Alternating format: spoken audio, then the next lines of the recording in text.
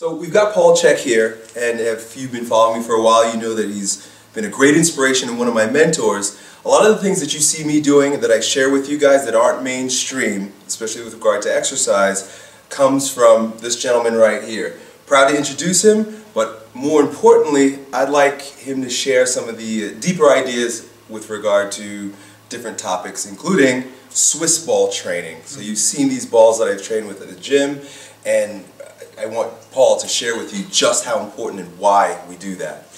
Well, the key thing about the Swiss ball is that the Swiss ball is a round object. So it's got a very small footprint, right? So if you take, for example, a stool, a typical square stool, its footprint is the size of the square that it makes on the floor. But when you're on a ball that's round, if it's properly inflated, you might be sitting on a surface that big.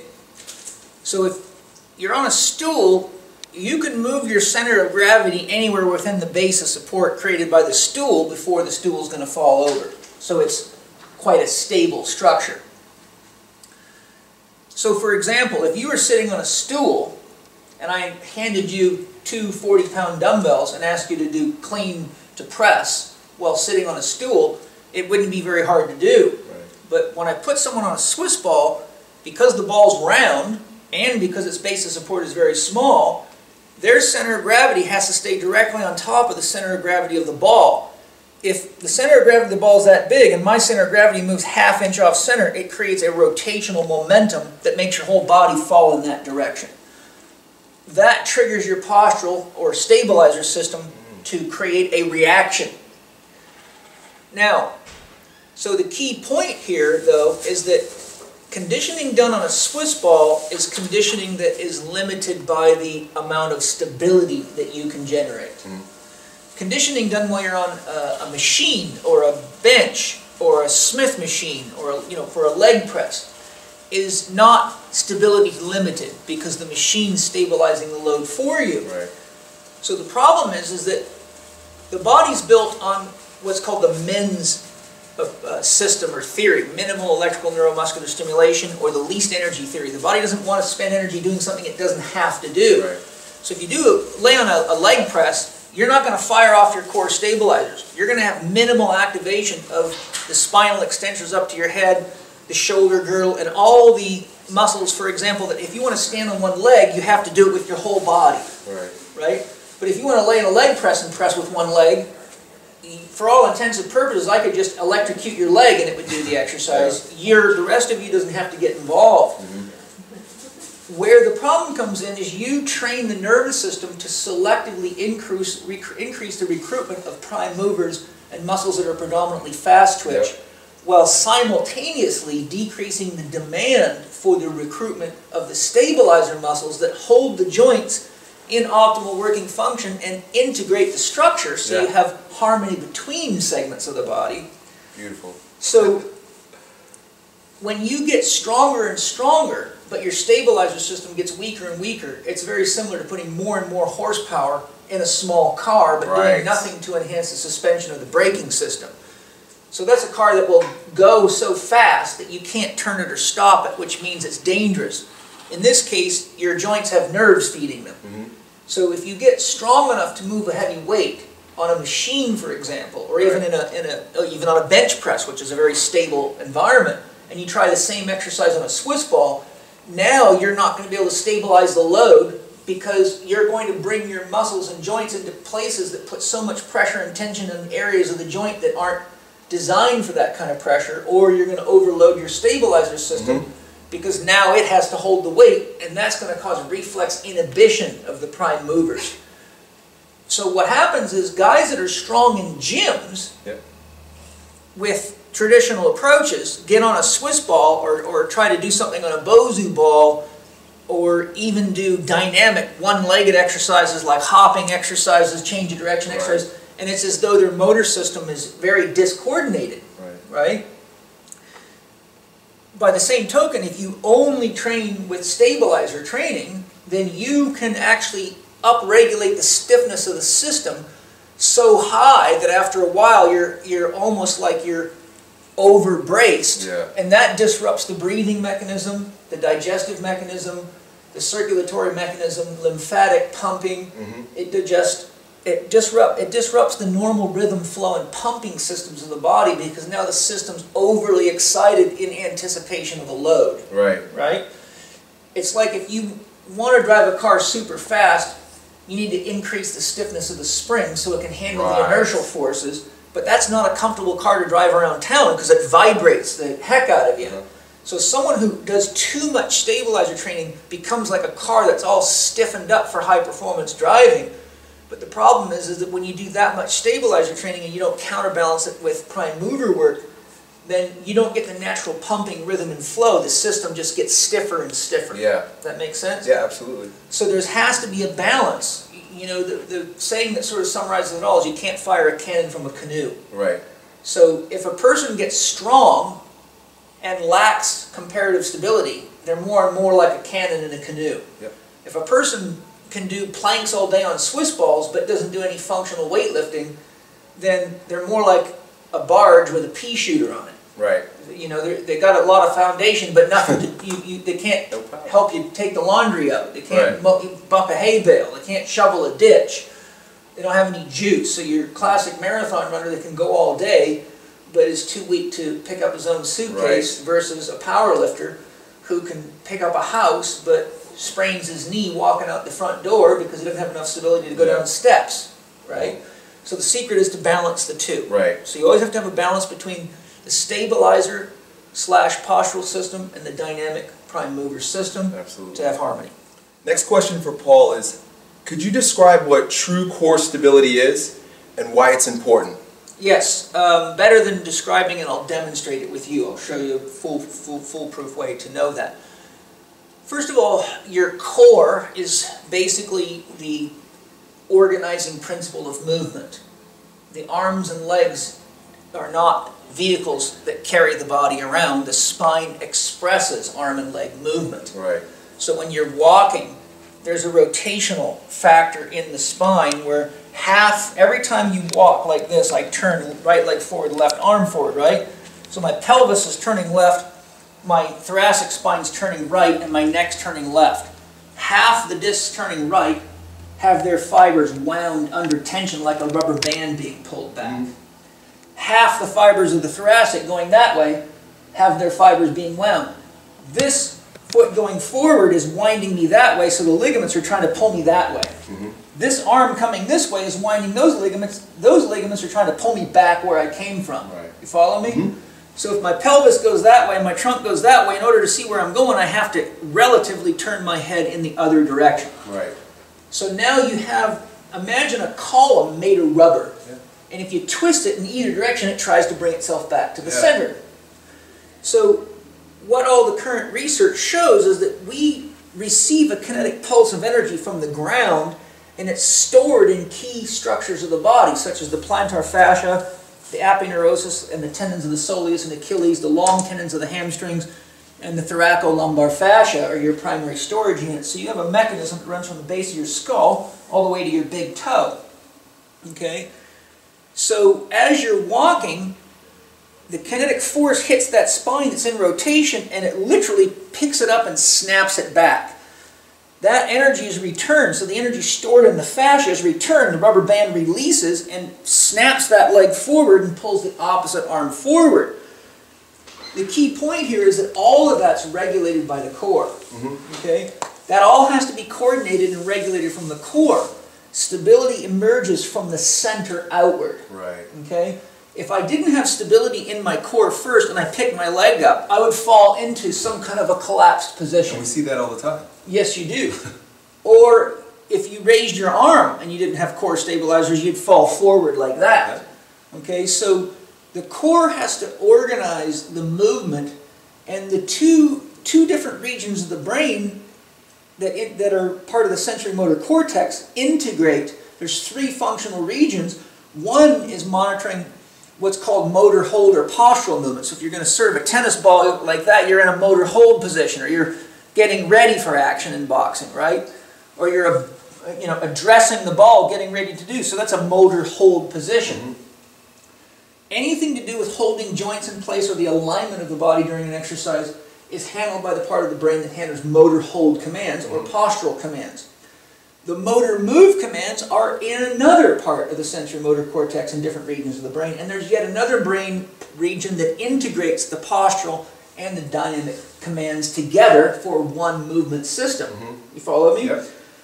If you train in an environment where you don't have to generate motor hold commands, such as a machine or too much floor exercise, for example, where you're being stabilized, the brain only develops the motor move. Now you don't have adequate motor control to stabilize the load. So a classic example, someone does a lot of bench press in the gym, they don't need a lot of motor hold, but then you try to apply that in a football game or in martial arts, and you're pushing on me from up here. Go ahead and put your hands up. So we're pushing against each other, right? Well, now I have to actually integrate everything from my hand all the way to my floor, but on the bench press, you're primarily working from the chest up. So the rest of you is just hanging around as a counterweight.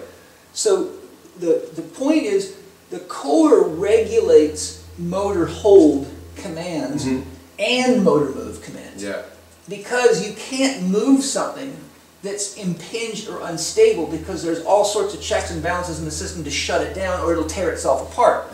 If your stabilizers and your rotator cuff weren't working properly, in one day hitting tennis balls or throwing baseballs, you could give yourself a serious rotator cuff injury and debilitate yourself, which in nature meant you would die.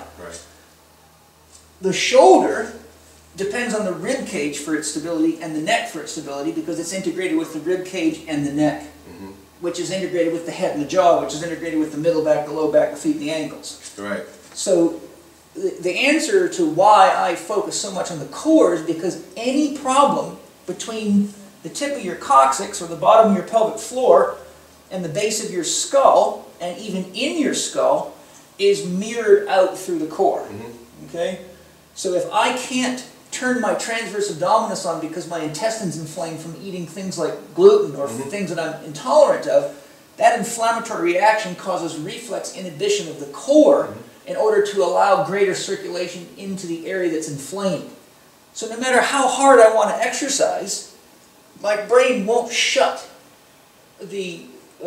won't turn the transverse abdominis on, because if it does, it's going to shut blood supply down to a very important region of the body that has to keep you alive. So it becomes a toss-up. Do I fix this rotator cuff injury or do I fix this gut? So the body will not turn the core on because to do so would minimize the likelihood of recovery of an essential internal organ. A rotator cuff's very secondary. So in order to have the core functioning, all the glands and organs have to be in normal regulatory function or homeostasis or balance, because the glands and the organs are higher on the survival totem pole and they regulate the flow of blood to organs when they're satisfied, or to muscles and joints when they're satisfied. But if there's any need for healing due to inflammation, pain, or imbalance, the autonomic nervous system down-regulates blood flow to the muscles on the same channel. So for example, when a woman's menstruating, premenstrual, and she's sloughing the lining of her uterus, there's an inflammatory process, and there's a tremendous amount of blood devoted, and women will tell you consistently that when they try to do squats, lunge, bends, push jerks, Olympic lifts, quick foot ladder drills, anything quick with a need for high output or stability, they feel unstable and weak. That's a classic why, because the uterus will not allow the blood flow to go to the legs because it's a threat to the survival of the uterus, and a woman's purpose in nature is heavily linked to her uterus. So to do another set of squats at the expense of your uterus is a death threat that your genes won't participate in. So all I'm saying in a nutshell is that the core regulates stability. Stability precedes mobility. You can't fire a cannon from a canoe, and what core stability is not simply a muscular function. Core stability is a combination of the integrative functions of the eye, the inner ear, the jaw, the smell senses, all your tactile and sensory senses, all your proprioceptive senses, and all your preconceived perceptions about the environment, right? So if you are getting into a boxing ring for your first match ever, you're going to have a lot more core tone due to the mental emotional fear that you might lose. But if it's your 66th fight, that's going to be a lot better regulated because you'll be aware that unnecessary fear is a huge consumer of energy and increases your chances of losing. So you actually learn to deal with your core at a psychological level, where initially somebody's just trying to survive. Right. So no matter how you slice it, the core is, and many people also make the mistake when they're talking about the core, they don't include the head. Okay? Well, first of all, if you got no head, what the hell's the point of the core anyhow? Right. Second of all, it's your head that tells your core what to do, right? It's your brain that says, I want something to eat, and it's your core and your legs that have to walk over to a refrigerator and go out and hunt, right? So any problem with the eyes, the teeth, the nasal airways, the breathing apparatus, the hearing, the vestibular system, the upper cervical spine, the limbic system, the emotional system, and the glands and organs can all regulate core function, and the solar plexus, which is what controls digestion and elimination at large, the superior mesenteric and inferior mesenteric ganglion, they are also in massive control of the musculoskeletal system because they regulate the flow of nutrients and oxygen, primarily nutrients. The heart regulates oxygen and the cardiovascular functions of the body, but the point is that the solar plexus controls digestion, elimination, and has a lot to do with metabolism and assimilation. So if a person's got a solar plexus dysfunction for toxicity reasons, eating foods are not capable of digesting, stress, etc., that disrupts the ability for the body to effectively nourish and repair the muscles and the joints. So then what you see is all sorts of problems with areas where there's a lot of work in the body. So if someone's got a bad diet or an inflamed gut or a fungal infection or a parasite infection and doesn't know it, that disables the core because, one, there's going to be inflammation in those organs, but when the body is unable to effectively regulate itself due to other influences and it cannot digest and metabolize the food properly, then there is a shortage of nutrients and building blocks available to repair you after every workout. Right. So wherever the gland and organ that's giving you the trouble is going to steal all sorts of resources in there. But if your digestive system is broken down and not working properly, no matter where you're broken down, it has now got competition for resources, and it's a competition between, does Elliott get over his workout flipping tires, or does he fix his small intestine and survive? Right. Well, he says, I gotta flip them tires, fuck it, I like this, or whatever. He goes out, flips some more tires. Well, now he's got 2 workouts in the hole, but he can't get any more food or nutrients in there, and paradoxically with a disabled digestive system, and you eat more trying to pack on the muscle, you overload the system and make it worse and worse and worse. So what you see here is a key point. You're getting inflammation, that's causing blood flow reduction to competitive muscles and joints. Your nutrition's getting worse and worse and worse, which means that your ability to repair your musculoskeletal system is diminishing. So what am I saying in a nutshell? People think of the core as the abdominal muscles, the pelvic girdle. I'm saying, ladies and gentlemen, that's the least important part of the core, because those are the slaves that do what they're told by your eyes, your ears, your teeth, your upper cervical spine, your limbic emotional system, and all your glands and your organs.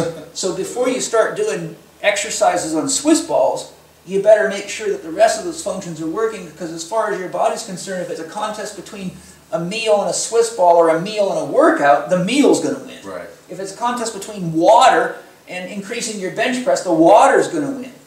Right? So core function's critical because it's the basis of the orientation of movement, and core function's critical because movement itself is integrated with all biological and psychological functions, and the ends and the means serve each other. So if the means by which you go about achieving an end, becoming a competitive athlete or winning a contest, a bodybuilding contest, the means and the ends always reflect each other. Right. So if you stressed your body on the way, ate stuff you shouldn't have used drugs that maybe you didn't have to use if you knew how to train and eat better, you might win the bodybuilding contest, but you've lost a tremendous amount of internal vitality and resources, and that could literally shorten or end your life. Right? So when you say, what's the core all about? The core is all about not only the muscles and the joints, but it's about the 4 key lifestyle components that you have to look at that determine whether you have core stability. who gives a shit if you can, you know, do push-ups on one arm and exercises with your toes all day long if you don't know how to eat right and you're constipated and you keep getting fired from your job. Yeah. Right? So this is really about total integration and looking at your balance between rest and energy out, movement, your mental emotional state, what happiness is to you and what you're prepared to do to create it, versus how you're going to fuel all that diet. So happiness is yang, outward going. I'm happy when I'm skiing, I'm happy when I'm making love. Those are things that we do. Outward going energy. Diet's inward going energy, you eat it in. Quiet's inward going energy because your mind rests, so when you're in a state of mental rest, your physiology calms down and reflects your mind, and sleeping. So it's like charging and discharging. Charging and discharging. So you got 2 yin doctors, quiet and diet, and 2 yang doctors, happiness and movement. And the balance of those 2 determines what you can do with the muscles you can see in the mirror. If you take a strong, well-fed man, but all of a sudden he gets a phone call from his wife before he goes into a competition that she wants a divorce, he's now going to be a weak, well-fed man with a very, very serious core deficit. But there may be nothing wrong with his spine. His core will be limbically driven, and he will react to the emotional pain with the same relative and equivalent response as though it was physical pain. So if you said, okay, how much pain are you in right now on a 10 scale? He'd say, I'm in a 9. Well, what would you have to do with a knife? Cut his arm half off to get it in there, or slice him open. So all I'm saying is, as a metaphor, the psychological pain acts on the core as much as inflammation or physical obstruction. Fantastic. So if you don't assess quiet, diet, movement, and happiness as 4 essential factors to a person's life, you can't identify what's causing core function or dysfunction. You've got to look at everything. A lot of what Paul's describing is what we call the 4 layers of strength. So you've got the physical strength, the neuromuscular, but it is just the outer layer compared to the physiological and the energetic. Thanks, Paul. Yes, thank you. Okay, Paul, why is it important that you have a dream to go after, and how does that contribute to your overall strength as a human being? Okay, Elliot, that's a very good and important question. For me, the term dream is used only as a signifier, and under the term dream could be my chief goal, my motive, or my objective, right? What you'll find in studying human behavior and coaching people and just working with people in general, that if a person's motive to do something isn't greater than their motive not to do it, nothing happens, right? Most people are seeking dreams or setting goals for themselves because there's something inside of them that's not happy with the status quo or where they're at now, right? I'm sure you've had many times in your life where you thought, well, so I'm this strong, but I could be stronger, or so I've made this much money, but I could make more. So there has to be something moving you forward, right? If there's not a positive to move you forward, then you can use a negative to move you forward. So for example, if someone says, I don't know what my dream is, what they're saying to me as a therapist is that they don't really know what they want to do more than what they're doing right now. And even though what they're doing right now may have caused them back pain or digestive trouble or emotional problems, they don't really know any other way to be. Right? So for them, they know that at least they're going to get up out of bed every morning, they're going to be able to breathe, they're going to be able to feed their family or whatever goes through their head because they've been doing that. But for example, how many people are in a really unhealthy relationship and have kids and are emulating to the children exactly how you should never have a relationship?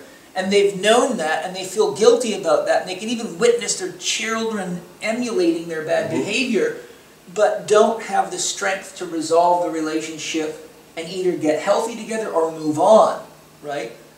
So there's a classic case. When I'm working with someone like that, I've got to say, well, what is your dream? Well, most people say, I don't know. Well, I say, well, if you don't know what your dream is, tell me what your biggest nightmare is, because that's going to be the point of greatest stress on your body-mind system, on your body-mind construct. So now I have a negative motivator. Some want a positive motivator. I want to be happy with my husband. Right. Versus I want to stop fighting with my husband. Right. You see that? One sees what they want and is moving in that direction, but the other one's facing what they don't want, and therefore they don't even think about all the things they could do when they're happy with their husband or the way they want to be. They're just thinking about getting out of the fire. Right. Okay?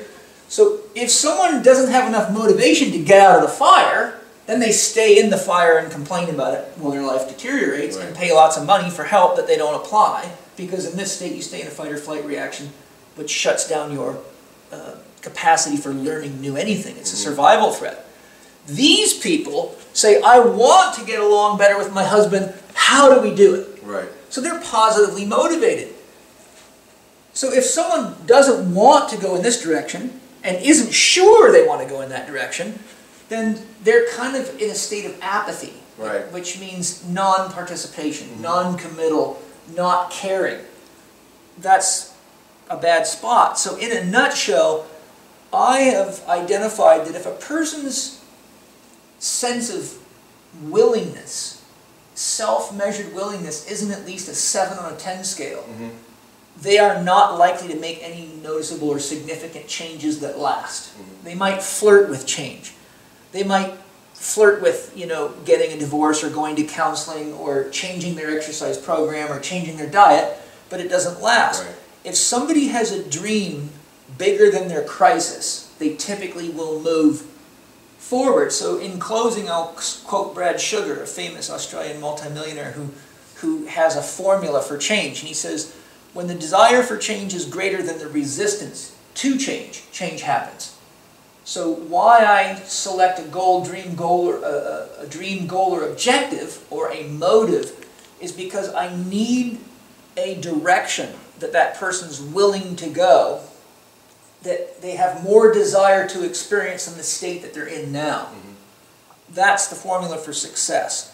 And the other key thing is it must be their own initiative. In other words, if a woman's sent to me because her husband thinks her backside's getting too big, the more successful she is at solving that problem for him, the more entangled she becomes and the more freedom she loses and the more likely she is to rebel, which for us as professionals is bad marketing because we think we did a good job, but now this girl's running around overweight and worse than when she started, telling everyone we trained her, right? So with a woman like that, I would have to say, what could we do together that allows you to do something just for you? For example, she might say, well, I really love rollerblading, but I like to rollerblade around the lake, and I get too tired. I can only make it halfway around the lake, and that takes too long to walk back. I only have half an hour. And I said, okay, well, I'll tell you what. Is your dream to enjoy rollerblading regularly without any problems and just to enjoy it? Yes. Okay, let's hold that dream, and let's allow your husband to think that he's getting his dream, because he is getting his dream, but he doesn't have to know that you're not really doing that to succumb to his control. What's important is that you're doing this for you, and you know that you're creating rollerblade freedom, so you can meditate on your rollerblades, and he just gets the side effect. Now I have an empowering co-creative partner who's working for her own sense of autonomy, freedom, self-love, and learns how to take care of herself, and learns paradoxically that she can give without having to give herself away. That makes sense? Very good, She gave him her beautiful backside. But she's actually finding herself. But she didn't give it to him under his control. She gave it as a gift to herself. He just happens to get to share it with her. That's bringing a person into a state of self-empowerment. Trying to get people to do things because they're fat or they're unattractive or they're supposed wimpy. to. You know, like for example, The World's Biggest Loser. To me, that should be a showcase for how to never train people and how to diminish them psychologically. And those people are, what we ought to do is have a show called The World's Biggest Losers 1 year later and see what happens. Right? So anyhow, that's really the key issues of why a dream's so important. You have to have clear direction, and you either have to go into something you want, or you have to choose to get away from something that you feel is stressful and worth resolving, worth to change for, worth enough to resolve to change for.